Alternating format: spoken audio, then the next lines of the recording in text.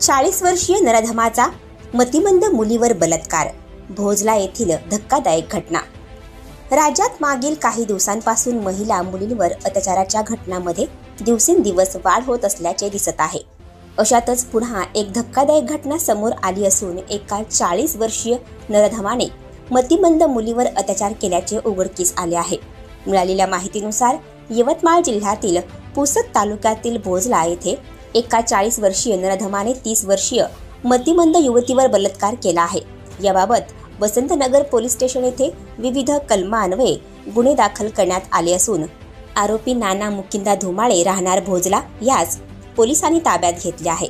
दुपारी 12 वाजताच्या सुमारास पीडित युवतीचा मतिमंदपणाचा गैरफायदा घेऊन भोजला येथीलच एका घरात पीडितेला नराधमाने घेऊन जाऊन तोंड दाबून तिच्यावर बलात्कार केल्याची घटना घडली।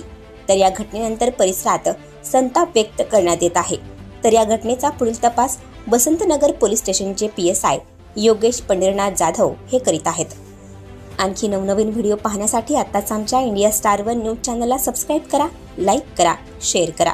Bureau report, India star one news, Bhojla, Pusad, Yavatmal.